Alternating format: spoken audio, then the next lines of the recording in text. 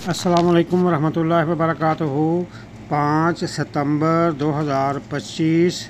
13 ربیع الاول 1447 ہجری سعودیہ کے مطابق مسجد نبوی شریف میں دیے گئے خطبہ جمعہ کا اردو ترجمہ۔ آپ صلی اللہ علیہ وسلم نے فرمایا، میری امت کا مفلس وہ ہے جو قیامت کے دن نماز، روزہ اور زکوٰۃ لے کر آئے گا، مگر اس نے کسی کو گالی دی ہوگی، کسی پر تہمت لگائی ہوگی، کسی کا مال کھایا ہوگا، کسی کا خون بہایا ہوگا اور کسی کو مارا ہوگا، پھر اس کی نیکیاں ان لوگوں کو دے دی جائیں گی، اور اگر لوگوں کے حقوق کی ادائیگی سے پہلے اس کی نیکیاں ختم ہو گئیں تو لوگوں کے گناہوں کو لے کر اس پر ڈالا جائے گا، پھر اس کو جہنم میں پھینک دیا جائے گا۔ اپنی امت کے لیے فکر مند اللہ کے نبی صلی اللہ علیہ وسلم نے فرمایا، ظلم سے بچو کیونکہ ظلم قیامت کے دن کی تاریکیاں ہیں، اور بخل سے بچو کیونکہ بخل نے تم سے پہلے لوگوں کو ہلاک کر دیا۔ سنو، جو بندہ اپنی نجات چاہتا ہے اسے معلوم ہونا چاہیے کہ فرائض کی ادائیگی کے بعد بندوں کے حقوق سے بچے رہنا ہی متقیوں کا راستہ ہے، اور یہی وہ راہ ہے جو رب العالمین کی رحمت تک لے جاتی ہے۔ اس دن جب نہ مال کام آئے گا اور نہ بیٹے، سوائے اس کے جو اللہ کے پاس صاف دل کے ساتھ آئے۔ کتاب اللہ اور رسول اللہ صلی اللہ علیہ وسلم نے حق تلفی کی بنیادوں کو واضح فرمایا ہے تاکہ بندے ان سے بچے، اور یہ حق تلفیت 3 بنیادی چیزوں کے اندر پائی جاتی ہیں: خون، مال اور عزت۔ اہم نکات کے بعد آئیے مکمل خطبہ کا ترجمہ سماعت فرمائیں۔ تمام تعریف اللہ کے لیے ہے جو آسمانوں اور زمینوں کو قائم رکھنے والا، تمام مخلوقات کے لیے تدبیر و انتظام کرنے والا، اور تمام مخلوقات کی ہدایت اور دین کے احکام کی وضاحت کے لیے رسولوں کو بھیجنے والا ہے۔ ان پر اللہ کی رحمت اور سلامتی ہو۔ میں گواہی دیتا ہوں کہ ایک اللہ جو حق اور مبین ہے، اس کے سوا کوئی معبود برحق نہیں، اور میں گواہی دیتا ہوں کہ محمد اللہ کے بندے اور اس کے رسول اور خلیل ہیں۔ وہ مخلوق میں سب سے افضل اور سب سے بہتر ہیں۔ اللہ کی رحمت اور سلامتی ہو آپ پر اور تمام انبیاء اور رسولوں پر۔ اما بعد، اللہ کے بندو، جان لو کہ ہمارے رب عز و جل نے اپنی مخلوق کو اس فطرت پر پیدا کیا ہے کہ وہ چاہے گی کہ اسے نفع حاصل ہو اور نقصان سے بچے، اور اس کے برعکس چیز سے نفرت کرے، اور یہ فطرت اس کے اندر ودیعت کی گئی ہے۔ اس میں مخلوق کے درمیان کوئی اختلاف نہیں، اور یہ انسان اور حیوان سب میں پائی جاتی ہے۔ اسی لیے اللہ نے اس کے لیے زمین سے رزق نکالے اور اس میں اس کے تمام حواس کے لیے لذتوں کا سامان رکھا، تو نفس ان کی طرف مائل ہوئے اور دل ان سے جڑ گئے، اور اگر اللہ مخلوقات کو ان کی اصل فطرت پر چھوڑ دیتا تو لوگ خواہش نفس کی پیروی میں لگ جاتے، باہمی شفقت و رحمت اور نیکی ختم ہو جاتی، اور لوگ ایک دوسرے پر ظلم کرنے لگتے۔ اور چونکہ اللہ جانتا ہے کہ امر و نہی اور ترغیب و ترہیب کے بعد بغیر تربیت کے وہ آپس میں ایک دوسرے کے ساتھ شفقت سے کام نہیں لیں گے، اسی لیے اس حکیم و علیم نے حدود مقرر کیے، عدل کا حکم دیا اور اس پر ابھارا، اور عدل کرنے والوں سے ڈھیر سارے ثواب کا وعدہ کیا، اور ظلم کو حرام قرار دیا اور اس سے ڈرایا، اور اس پر دردناک عذاب کی وعید سنائی۔ اللہ کی رحمت میں سے ہے کہ اس نے ان چیزوں کو بیان کیا جو بندوں کے اعمال کے ثواب کو محفوظ رکھتی ہیں، تاکہ وہ اسے اپنے نیکی کے نامہ اعمال میں اس وقت موجود پائیں جب انہیں اس کی سب سے زیادہ ضرورت ہوگی۔ اور اللہ نے ان کے لیے وہ باتیں بھی بیان فرمائی جو نیک اعمال کو ضائع کر دیتی ہیں تاکہ وہ ان سے بچ سکے اور ان میں نہ پڑیں۔ چنانچہ فرمایا، اے ایمان والو، اللہ کی اطاعت کرو اور رسول کی اطاعت کرو، اور اپنے اعمال کو برباد نہ کرو۔ مسلمانوں، بعض گناہوں کو معمولی سمجھنا ہلاکت ہے، راہ ہدایت سے گمراہی ہے اور بربادی کی کھائی میں گرنا ہے۔ کتنے لوگ ہیں جو اللہ کی عبادت میں محنت کرتے ہیں، فرائض کے ساتھ نوافل ادا کرتے ہیں، مگر وہ مفلس ہیں، ان کے زیادہ تر اعمال برباد ہو جاتے ہیں۔ اس کی وجہ یا تو جہالت ہے یا پھر لاپرواہی ان چیزوں کے سلسلے میں جو نیک اعمال کو ضائع کر دیتی ہیں، اور انہیں ان مفلسوں کے صف میں لا کھڑا کرتی ہیں جن کے اوصاف کو رسول اللہ صلی اللہ علیہ وسلم نے اپنی حدیث میں بیان کیا ہے۔ آپ نے فرمایا، کیا تم جانتے ہو مفلس کون ہے؟ صحابہ نے کہا، ہمارے نزدیک مفلس وہ ہے جس کے پاس نہ درہم ہو نہ ساز و سامان۔ تو آپ صلی اللہ علیہ وسلم نے فرمایا، میری امت کا مفلس وہ ہے جو قیامت کے دن نماز، روزہ اور زکوٰۃ لے کر آئے گا، مگر اس نے کسی کو گالی دی ہوگی، کسی پر تہمت لگائی ہوگی، کسی کا مال کھایا ہوگا، کسی کا خون بہایا ہوگا اور کسی کو مارا ہوگا، پھر اس کی نیکیاں ان لوگوں کو دے دی جائیں گی، اور اگر لوگوں کے حقوق کی ادائیگی سے پہلے اس کی نیکیاں ختم ہو گئیں تو لوگوں کے گناہوں کو لے کر اس پر ڈالا جائے گا، پھر اس کو جہنم میں پھینک دیا جائے گا۔ یہی وہ مفلس ہے کہ جب بخیلی کا موقع آیا تو اس نے بخیلی کی، جب خواہش نفس نے اسے آواز دی تو اس نے اس پر لبیک کہا، چنانچہ کسی پر ظلم کیا، کسی کو گالی دی، کسی کا مال ہڑپ لیا، کسی کا خون بہایا، اور یہ گمان کر لیا کہ نماز، روزہ اور صدقہ تمام گناہ کو مٹا دیتے ہیں، اس کو اسی گمان نے ہلاک کر دیا اور وہ سب سے زیادہ گھاٹے اور سب سے زیادہ حسرت و افسوس کرنے والے لوگوں میں شامل ہو گیا۔ اور کیسے نہ ہو جبکہ اپنی امت کے لیے فکر مند اللہ کے نبی صلی اللہ علیہ وسلم نے فرمایا، ظلم سے بچو کیونکہ ظلم قیامت کے دن کی تاریکیاں ہیں، اور بخل سے بچو کیونکہ بخل نے تم سے پہلے لوگوں کو ہلاک کر دیا۔ اس نے انہیں خون بہانے اور حرام کاموں کو حلال سمجھنے پر ابھارا۔ سنو، جو بندہ اپنی نجات چاہتا ہے اسے معلوم ہونا چاہیے کہ فرائض کی ادائیگی کے بعد بندوں کے حقوق سے بچے رہنا ہی متقیوں کا راستہ ہے،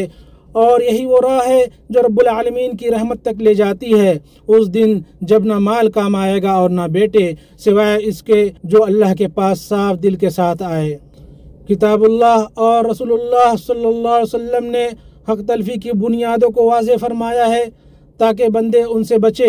اور یہ حق تلفیت 3 بنیادی چیزوں کے اندر پائی جاتی ہیں: خون، مال اور عزت، اور شریعت نے ان پر بار بار تاکید فرمائی اور انہیں کھول کھول کر بیان کیا اور ان کی وضاحت کی ہے، اور یہ بات ان آخری نصیحتوں میں سے ہے جو نبی کریم صلی اللہ علیہ وسلم نے اپنی امت کو حجۃ الوداع میں مینا کے اندر قربانی کے دن اپنے خطبے میں کی۔ فرمایا، بے شک تمہارے خون، تمہارے مال اور تمہاری عزتیں تم پر اسی طرح حرام ہے جیسے آج کا دن تمہارے اس مہینے میں اور تمہارے اس شہر میں۔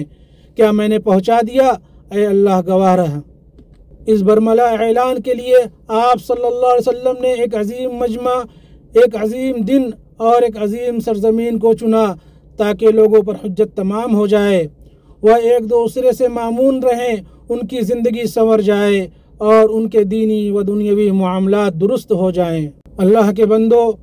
یقیناً وہ سنگین حق تلفیاں جن پر اللہ نے دردناک عذاب کی وعید سنائی ہے ان میں سے یہ ہے کہ مسلمان جھوٹی قسم کھائے اور اس کے ذریعے ایک مسلمان آدمی کا مال حلال کر لے۔ اللہ کے نبی صلی اللہ علیہ وسلم نے فرمایا، جس نے اپنی قسم کے ذریعے کسی مسلمان کا حق مارا، اللہ نے اس کے لیے آگ واجب کر دی اور اس پر جنت حرام ٹھہرائی۔ ایک شخص نے آپ سے سوال کیا، اے اللہ کے رسول، اگرچہ وہ معمولی سی چیز ہو؟ آپ نے فرمایا، چاہے وہ پیلو کے درخت کی ایک شاخ ہو، اور اسی میں سے ہے خرید و فروخت اور تجارتوں میں دھوکہ دینا، اور یہ بندوں کا حق مارنا اور ناحق طریقے سے ان کا مال کھانا ہے۔ اور اگر اس سامان کے عمدہ ہونے پر مزید قسم کھائی جائے جبکہ سامان کی حالت اس کے برعکس ہو تو گناہ اور بھی سنگین ہو جاتا ہے۔ اس کے سلسلے میں اللہ کے نبی صلی اللہ علیہ وسلم نے ڈراتے ہوئے اور منع کرتے ہوئے فرمایا، 3 قسم کے لوگ ہیں جن سے قیامت کے دن اللہ بات نہیں کرے گا۔ ایک وہ جو احسان جتلانے کے لیے کسی کو چیز دیتا ہے، دوسرا وہ جو جھوٹی قسم کھا کر اپنا سامان بیچتا ہے، اور تیسرا وہ جو اپنا تہبند ٹخنوں سے نیچے لٹکاتا ہے۔ خرید و فروخت میں دھوکہ کی صورتوں میں سے یہ ہے کہ سامان کے عیبوں کو چھپایا اور پوشیدہ رکھا جائے، جس کی بہت سی صورتیں ہیں جن کی سنگینی اور مضرت کو تقوی شعار اور نجات کا طالب شخص اپنے لیے دوسروں سے پہلے جان لیتا ہے، کیونکہ گناہ وہ ہے جو نفس کو کھٹکتا ہے اور دل میں تردد رہتا ہے۔ یاد رہے کہ مال کے اندر حق تلفی کی صورتوں میں سے یتیموں کا مال کھانا بھی ہے، جس کے اندر بہت سے لوگ کوتاہی سے کام لیتے ہیں، جبکہ اس پر وعید ثابت ہے۔ جس نے یتیم کا مال کا ذمہ لیا اور اسے کھا لیا، اس پر شدید وعید ثابت ہے۔ اللہ سبحانہ و تعالیٰ کا فرمان ہے، جو لوگ ناحق ظلم سے یتیموں کا مال کھا جاتے ہیں، یقیناً وہ اپنے پیٹ میں آگ بھر رہے ہیں اور عنقریب وہ دوزخ میں جائیں گے۔ اور عز و جل کا فرمان ہے، اور یتیموں کو ان کے مال دے دو، اور پاک اور حلال چیز کے بدلے ناپاک اور حرام چیز نہ لو، اور اپنے مالوں کے ساتھ ان کے مال ملا کر نہ کھا جاؤ، بے شک یہ بہت بڑا گناہ ہے۔ اور آپ صلی اللہ علیہ وسلم نے فرمایا، 7 ہلاک کرنے والی چیزوں سے بچو، اور ان میں ذکر کیا یتیم کا مال کھانا۔ سنگین مالی حق تلفیوں میں سے ہے مزدوروں اور کام کرنے والوں کے حقوق نہ دینا یا ان میں تاخیر کرنا، یا دینے میں ٹال مٹول سے کام لینا یا کم دینا، یا اجرت میں اضافے کے بغیر مزدور کے اوپر طے شدہ کام کے علاوہ مزید کام کا بوجھ ڈالنا۔ آپ صلی اللہ علیہ وسلم نے فرمایا، اللہ تعالیٰ فرماتا ہے میں قیامت کے دن 3 قسم کے لوگوں کا حریف ہوں گا۔ ایک وہ شخص جس نے میرا نام لے کر عہد کیا پھر بے وفائی کی، دوسرا وہ جس نے کسی آزاد کو بیچ دیا اور اس کی قیمت کھائی، اور تیسرا وہ جس نے کسی مزدور سے پورا کام لیا لیکن اس کی اجرت نہ دی۔ سنگین مالی حق تلفیوں میں سے یہ بھی ہے کہ ملازم کو زکوٰۃ یا صدقہ حاصل کرنے پر لگایا جائے اور وہ اس میں سے اپنا حصہ لے لے۔ اسی سلسلے میں اللہ کے نبی صلی اللہ علیہ وسلم نے فرمایا، اللہ کی قسم تم میں سے کوئی چیز ناحق نہیں لے گا مگر قیامت کے دن وہ اسے ڈھوتا ہوا آئے گا۔ اے اللہ، ہمیں اپنی اس کتاب سے جو تو نے مومنوں کے لیے ہدایت اور رحمت بنا کر نازل کیا ہے اور اپنے نبی صلی اللہ علیہ وسلم کی سنت سے فائدہ پہنچا، میں یہ بات کہہ رہا ہوں اور اپنے لیے اور آپ کے لیے اللہ سے مغفرت طلب کر رہا ہوں۔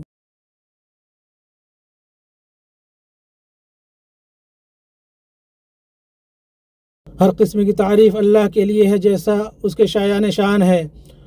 اور درود و سلام نازل ہو اللہ کے نبی اور بندے اور ان کے آل و اصحاب پر۔ اما بعد، اللہ کے بندو، وقت ختم ہونے سے پہلے نجات اور گلو خلاصی کی کوشش کر لو، اور ہم میں سے ہر ایک اپنی زندگی میں ہی تدارک کر لے نہایت مشفق و مہربان رسول اللہ صلی اللہ علیہ وسلم کے اس حکم کی پیروی کرتے ہوئے